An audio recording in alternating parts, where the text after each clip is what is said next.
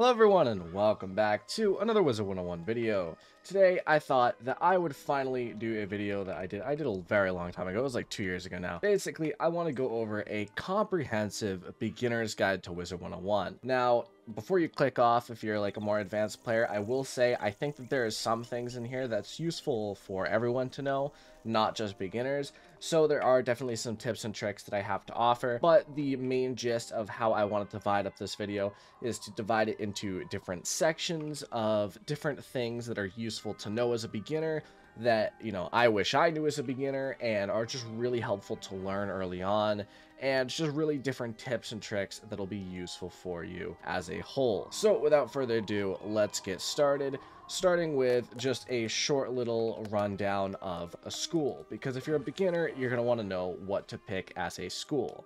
Now, I have more in-depth guides on this, and if you want, you can go check those out. I have, what schools to solo as, what school to pick as a beginner.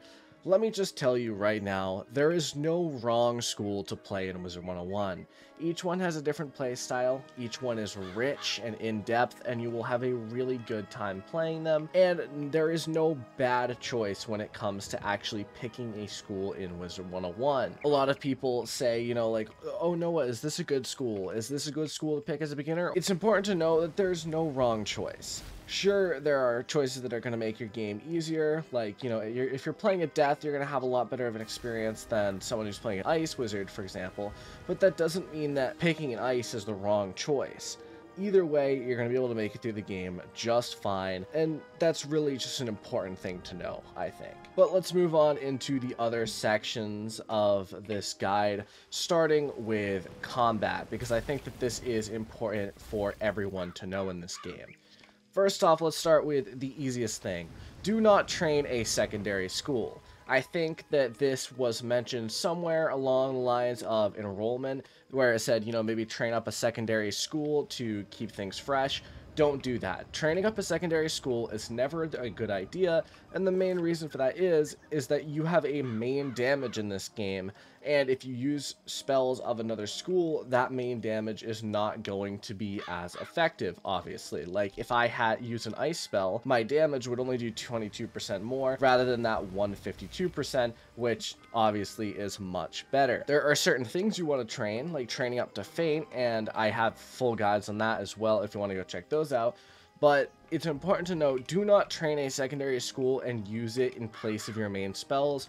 Prisms are there for a reason. Most schools learn Prism at around level 7, and there's a reason for that. And that's the reason that you should always focus on your main school first, and other schools secondary to not at all. That's something that trips up a lot of new players, and if you didn't know that and you feel guilty, don't. Everyone gets mixed up on that. I definitely trained up a secondary school as a kid, and I'm sure many other people did as well. Along those lines, and in regards to combat, is a deck setup.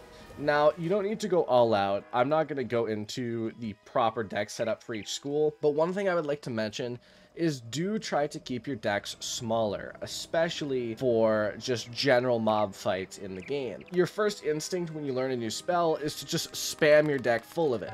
And I know that that's an instinct a lot of people had, especially as a kid, where they would have full decks of 70 cards. That is not a good idea for this game. Having too many cards in one deck will end up being cluttered, overfilled, and just generally unhelpful when it comes to fighting, and you'll be discarding more than actually using spells, which is just really not the way to go. So what I would recommend is have these smaller decks. I tend to prefer at maximum like 3 rows of cards, but obviously some people prefer more. I just prefer these smaller decks so I know exactly what I have in my deck and I don't waste any time, and I think that's something important to note. Like, don't put a bunch of infections in your deck as a death when there's no reason to use infection almost ever. Something that I think is pretty important to know about combat is keeping up with gear. Now, I have a comprehensive gear guide that you can go check out, and I'm going to say that about 10 times this video now, I realize. You can go check out those videos. I have so many videos on all topics for a beginner. Keeping up with the best gear can be incredibly important in the game. I know a lot of people say in my comment things like, Noah, I struggled through Arc 2, or I'm struggling now at this world. If you're struggling, it's because you either aren't playing the game to the best ability, or you don't have the proper gear. If you are trying to get through Azteca and you only have 30 damage, that is a problem. You're going to experience a lot of pain and a lot of suffering in that regard. It's important to know what gear is the best gear to use, what gear is the proper gear to use, and when to upgrade. If you don't, at the bare minimum, get Waterworks gear, Darkmoor gear, and Dragoon gear at the allotted levels, you aren't going to be able to get through this game properly and with ease, which a lot of people do. And that's one thing that's important to note, is to focus on the proper stats. I have a video 2 days ago going over the proper stats to focus on, but even just focusing on gear itself can be important. Last tip in the combat section, and this is especially good for beginners and newer players, is to know how to get monstrous at a low level and why monstrous is important. Monstrous treasure cards are specifically what I'm talking about, are treasure cards that you can use that add a plus 175 damage to your spell. Once you reach level 56, 58, you actually get physical copies of that spell, but until then, you have to make do with treasure cards. And the reason why the treasure cards are so useful is that it is a really, really easy way to get through most boss fights, mob fights, all the way up to when you actually unlock the spell in Celestia. And I find that once you do it once, you can't go back. You can't go back to having no monstrous in the early worlds because it is just that good. How you do it is you come to the castle tours right here, go to visit castles, you go to top rated, and then you scroll down here to top dorms, and then go to Arcanum apartment. I didn't realize you could do that. That is just all around much better. Once you do that, you want to, okay, it looks like this actually was the wrong choice, because what you want to do here is you want to actually go out the door. It would appear that not every Arcanum apartment is going to be perfect, so let's try that again. There we go. Now you want to head out here, take a hard right, and then once you do that, you come right here to Librarian Fitzhume, and he sells monstrous treasure cards for a pretty ideal rate. It might seem intimidating at a lower level, but 250 per is actually not that bad. And once you get into even Marleybone, you're gonna have like 20,000 gold, and 20,000 gold is enough to get like at least 100, which is just really, really solid. That's gonna last you through at least 2 worlds, honestly, which is just really good. But that is the last actual combat tip that I have for you. Now we're moving on into the more interesting ones, in my opinion, and what's really going to be helpful for getting through this game fast as a beginner, starting with my navigation tips. Now this may sound boring at first, you may be confused, but trust me, in this game, navigation is so important, and it can really dictate exactly how fast you get through this game. So let's start with the most important thing, and that is the buttons down here. First off, there is the go to hub area, which is the one on the far left. Super important to know. This is going to be incredibly useful whenever you need to get back to that main area, and is going to be really useful for when you need to navigate to a different street that's closer that way, or really just something along those lines. Another one I like is the go home button, and there's a reason for this, and one that I will show you right now. So say that I was in the middle of nowhere, right? I'm in the middle of Avalon, just in a random part of Avalon, and I need to, say, get potions, or I need to go to the bazaar, or just need to get, you know, to the commons in a incredibly fast way. Now, one way you could do that is fast, definitely, is to go back to your home and then use the spiral gate door, or just go to the hub area and then use the spiral gate door. You can do that, or you could do the fun way that shaves off literally a bare minimum amount of time that I like, is to unequip your house, press the go home button, re-equip it, and then go outside your dorm. This is going to take you right outside to the commons in a really fast way. I know that this saves barely any time in a lot of cases, but it can be useful, and I do tend to use it more than you'd think I do. What it does is it saves just that little bit of time of walking in Bartleby and then walking outside and to Ravenwood. It saves like a bare minimum of seconds, but it's enough that I will actually tell you about it, and I think it's important to know at least. Now we're getting into the last 2 buttons in the compass down here, which is mark location and go to mark location. These are the most important feature in this game in terms of navigation, and I'm not going to say that again. The mark location button is super important because it saves minutes of time in terms of questing. So for example, even in the beginning here, once you talk to Lady Oriole, she tells you to go back to Sarah Nightchant. Sarah Nightchant's all the way down here, and Lady Oriole's all the way across the street. If you leave a mark right next to Sarah Nightchant at the beginning and then teleport back, that immediately saves you a minute or two of time, and it's really important to know when to use these buttons. They're super useful, and I can't stress enough just how useful they can be. But that's not all. There are a few other things I want to mention. So the first thing I want to mention, and the reason why I'm in Mushu to do this, is because a lot of people that I know that dislike Mushu dislike it for the reason that, first off, it's hard to navigate in terms of walking, and second, there's a lot of walking, which is really annoying.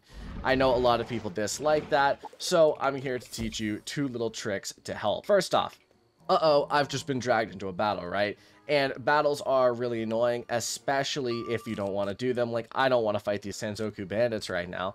I want to get out of here. But I don't want to flee, waste all my mana, and then have to walk back. So, a simple trick, press the escape quit button, press play again, and then immediately hold the S key, and you can get out of that battle super easily. And this is definitely a time saver, especially when you get dragged. There are some cases where you're not able to get out of the battle, but in those cases, it just comes down to either hitting and killing the enemy or fleeing. But trust me, I've used this hundreds of times. It really comes in handy. The second thing I want to tell you about is teleporters, and this may seem obvious, but a lot of people, I think, severely underestimate the uses of these teleporters. These will also save you minutes at a time of navigation. Like, I know you have to fight Dodaga here, and instead of walking all the way to him, I can use this fish teleporter and boom, I'm right at Dodaga. Just a really easy way to navigate. Now, I know that someone's going to say this because there's always that wise ass in my comments that will comment this and say, oh Noah, just use Cheat Engine. I'm not telling people to download a third-party software to get through a game that could potentially see some repercussions on your account. Do I think you'll get banned for using Cheat Engine? No, probably not. But am I going to tell people to download it? No. Thank you, wise ass. Shut up. Now, the final thing and the final section I want to talk about is money in this game. And the reason why I want to talk about this is because a lot of people have a lot of misconceptions about Wizard101 and exactly how its payment policy works. And I want to really correct those and at least explain to you what to expect in terms of payment for this game. First off, this game is a pay-to-play game. You do have to pay $10 a month for membership to play it. This is not outrageous. I know some people think it is, but realistically, this is super cheap because in 1 month of membership, I definitely could have completed this game and spent, hundreds of hours of content in that 1 month. You can't do that, and $10 is really cheap for that. I do genuinely think that a lot of people tend to think $10 is crazy. It's definitely not. It's really not that much at all. Is the paywall in a bit of a crappy place? Yes, that is true. I'm not going to deny that one. That is annoying, but you will have to pay $10 a month to experience the full content of this game and the full story beyond that Wizard City, which sucks but is a necessary downfall. The second thing I want to talk about is this game pay to win? Because I know a lot of people will say, wah, it's pay to win, wah, wah. And I'm here to tell you, no, Wizard101 is not pay to win. Now, before you go crying, yes, I know there's some PvP content that's pay to win. I don't care about PvP. That's not the game. That is a very minor subset of the game and not what a lot of beginners are looking for in Wizard101. In terms of pure, just is it pay to win? Okay, maybe PvP is a little bit, but is PvE? No, not at all. The only thing you need to spend on this game is membership. You don't have to spend a single penny on literally anything else, and you can get through the entire game and experience the content to its fullest extent. But a quick little thing to wrap up this payment section. Do you need to spend money on this game beyond that membership?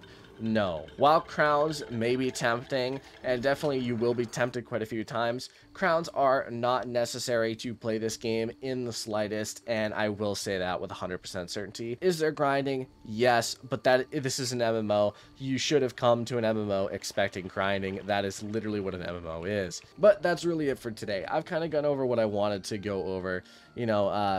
Definitely payment as a beginning player is important to know. Combat is definitely important to know, and navigation is something I always think beginner players need to know. But I would like to know your opinion in the comments below. Is there anything I missed? Is there any glaring things, any glaring flaws? Let me know in the comments. Maybe I'll pin your comment if I think it's important enough to actually warrant that. But otherwise, that is it for today. I think I did a decent enough job covering what I wanted to do. So thank you all for watching. I will see you in the next video. Adios.